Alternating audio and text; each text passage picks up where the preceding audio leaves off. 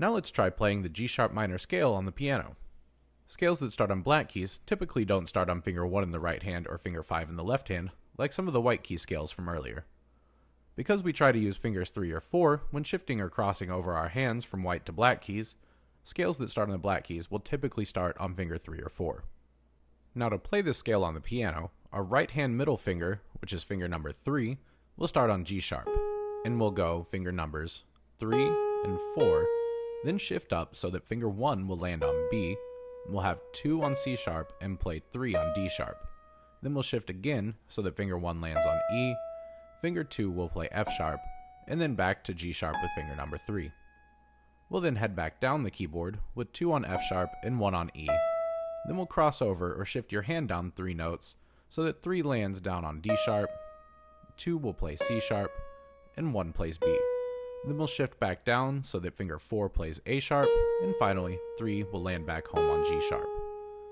Again, those finger numbers are 3, 4, shift, 1, 2, 3, shift, 1, 2, 3, then back down with 3, 2, 1, shift, 3, 2, 1, shift, 4, and 3.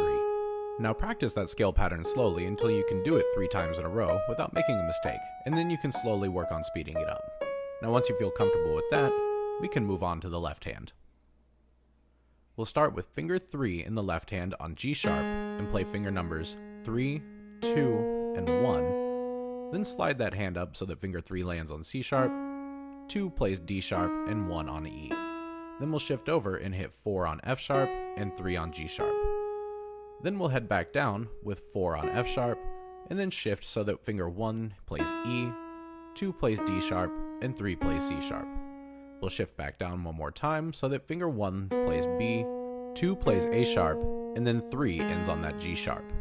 Again, those finger numbers are 3, 2, 1, shift, 3, 2, 1, shift, 4, 3, then back down to 4, then shift, and 1, 2, 3, shift, 1, 2, and 3. This scale is a little bit more difficult than some of the previous ones that we've worked on because each hand has 2 shifts in each direction instead of 1, but at least they both start on finger 3 this time. Be sure you practice those shifts slowly and methodically so you can do them without having to look at your hands every time they shift their position. Now once you can play that left hand without any errors, we'll try putting them together. Now let's set up our hands with finger 3 on G sharp in both hands and play G sharp, A sharp.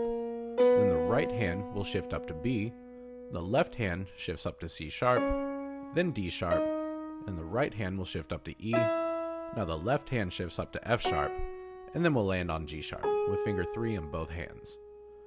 Now we head back down from G sharp to F sharp, and the left hand will shift down to E, the right hand will shift down to D sharp, then play C sharp, and the left hand will shift down to B, the right hand shifts down to A sharp, and finally we'll land back home with finger 3 on G sharp in both hands.